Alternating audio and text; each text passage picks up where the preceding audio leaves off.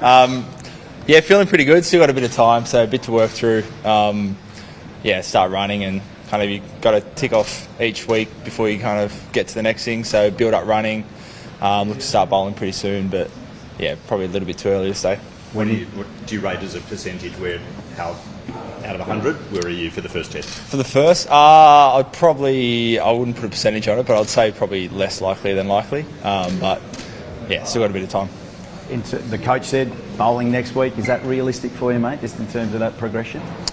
I actually don't know what the plan is. I know I'm running today and running kind of every second day, and each run's a little bit longer, and then we get into like bowling prep I think next week. So probably a couple of weeks away before actually, putting on the spikes and bowling out on turf. But it's been a good couple of weeks. Kind of each session feels better and better. And how much time do you reckon you will need to make sure you are right to go?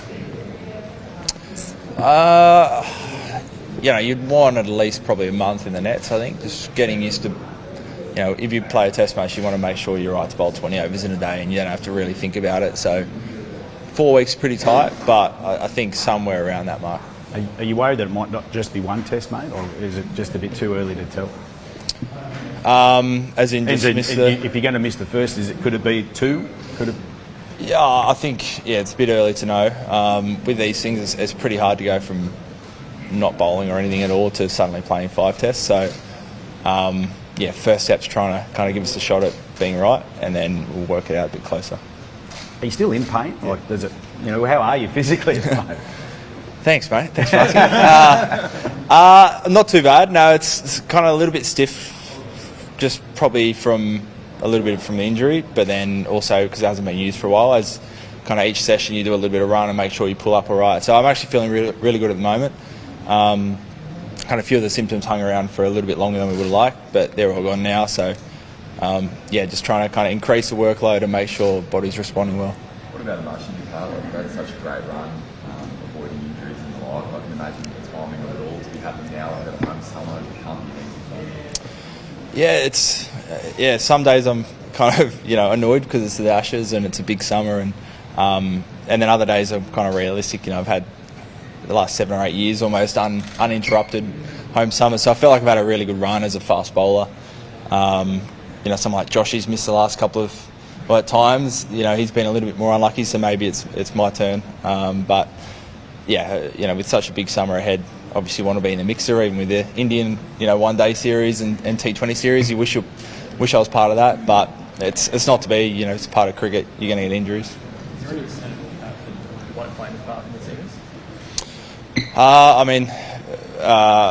Immediate goals to make sure I'm giving myself a chance to be right for as much of it as possible. So, as I said, it's really too early to kind of make some big decisions. You're just trying to tick off each session. That gets you one step closer. Is there anything else, Matt, that you're doing this week other than running your second day to sort of increase towards hopefully bowling?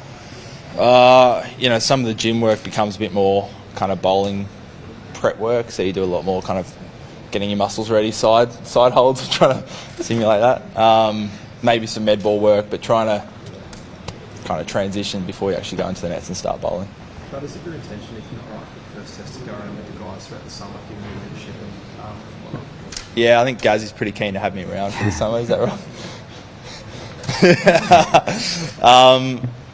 I think so. As I said, even if that first test I'm not playing, I'm hopefully very close to playing and prepping, and that's where all the physios and coaches and players are. So, intention is to travel. How did you enjoy your captaincy day in the Blues last week? One and done. It's something I thoroughly enjoyed. So good to get a good result over there, and we go down to Victoria tomorrow. So see how we go. Do you think that Wacker pitch is a good indication of what you can expect throughout the Ashes? Seemed a bit bowler friendly. No, I don't think so. If I'm being honest, that wasn't the best pitch I've ever played on. If I'm being brutally honest, so I'm expecting a much better wicket over in Optus Stadium, that's for sure. And how much should we make of Sam Constance's performance? Everyone struggled in the top order a bit throughout that game, but do you see anything particular from him throughout those 4 days? I wouldn't look too much into that. It was a very naughty wicket. It was wet and big divot, so quite challenging, even though I got 40 runs on it, which was good. But no, I wouldn't look too much into it. Obviously, there's 3 more games to play out before this test side gets picked. Nathan, shining light was Will Salisbury on David over there. Your thoughts? Very impressed by Will. I thought he was the best batter in the game, if I'm being honest. So for a young guy to make his debut and hold himself in those tough conditions, it's a really good start for himself.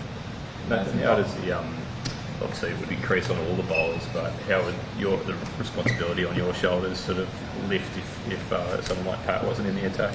Oh yeah, obviously you want your best bowlers there, but for me it's just about making sure I'm doing my role, and I'm pretty clear on my role, and even under Pat's leadership that's been very clear. So whatever workload comes my way, I'm more than happy, but we'll find a way, and we'll look forward to it.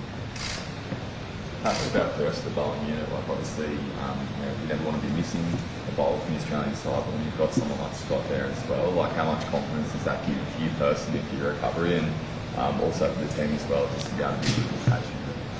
Yeah, that's great. I think in the last few years, one of the things we've done really well is when someone's missed out, someone stepped straight in and done a brilliant job.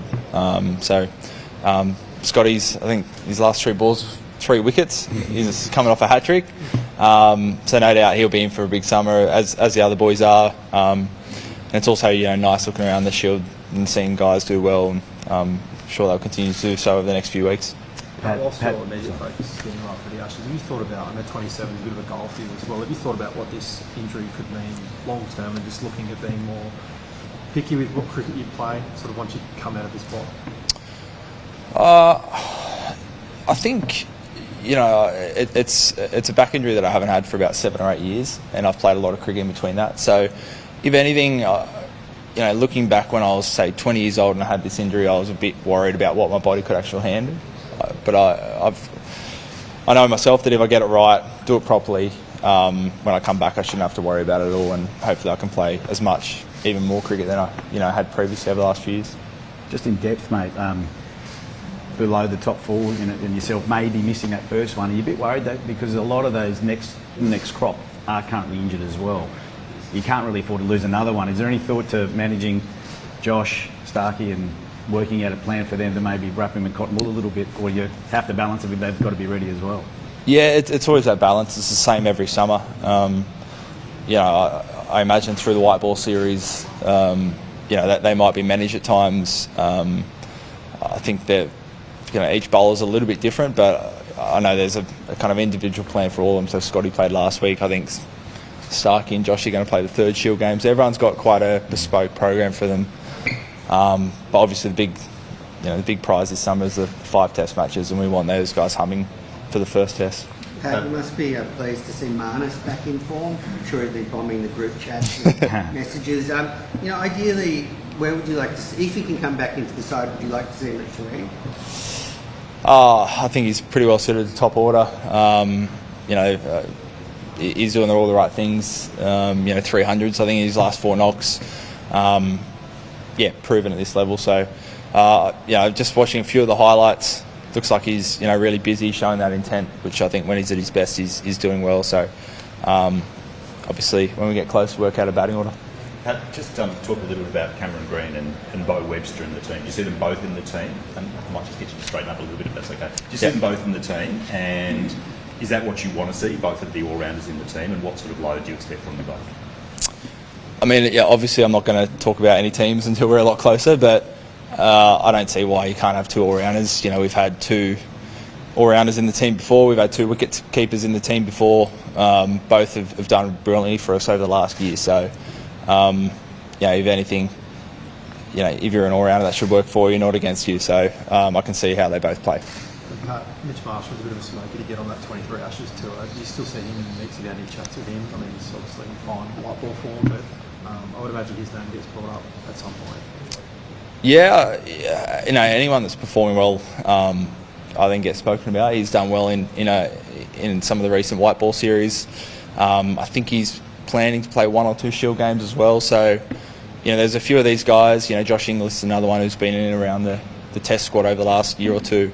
We're pretty open-minded to to everyone at the moment. And I think once it gets close to the start of the Ashes, things kind of fall together and year 11 starts picking itself.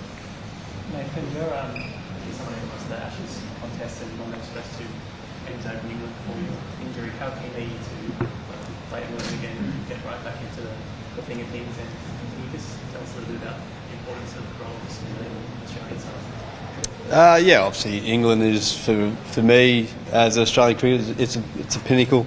As a kid growing up in the backyard, I've said it many times, I was either you toss a bat and whoever lost was England, so there's always England v Australia in the backyard. So that's a country kid's insight into an Ashes, I guess. So for me, it's a pinnacle. The theatre around the Ashes seems to be getting bigger and bigger. But touching on the spinners, I think the spin bowler here in Australia can really be a big difference in the changing momentum, and the way that the captain, the tactical element to the way that he uses the spin bowlers is key as well. So I know I thoroughly enjoy bowling in Australian conditions, so I'm pretty excited about the summer. I'm not sure if you've seen exactly what you spoke about, or even the mention of baseball for us, Aussie fans and stuff. Like, does that work? What's your reaction to this during baseball? To someone like him or an Ollie like become the target of the series at that point, like get the fan down? Yeah, it is what it is at the end of the day. The way I look at it is that Australia's been playing positive brand of cricket back to when I was a kid growing up, watching the likes of Slater and Hayden at the top of the order. So for guys to be playing exciting cricket shots, it's no different. And I think that's the beauty of the way that we've gone about it over the last number of years now, is that we really know how to play a really positive brand of cricket, and we know how to play a good brand of cricket here in our backyard. So it is what it is, and we'll just worry about what we're doing.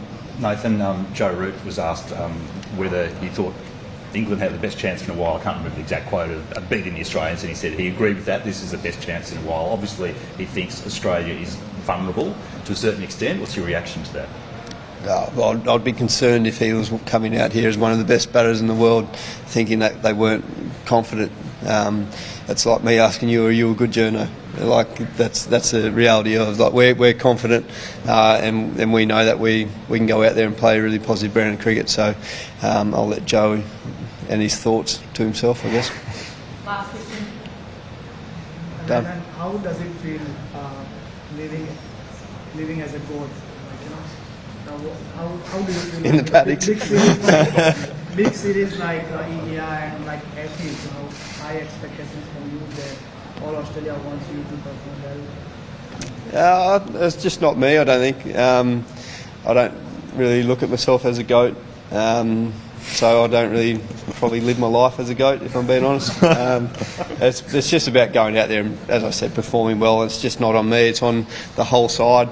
If we play a positive brand of cricket, and I'm expecting to have this really successful summer, so we'll see how we go. And do you think Nathan Lyon as a batter is very underrated? No, I can't bat.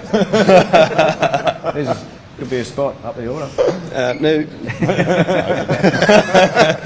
Cheers. Thanks.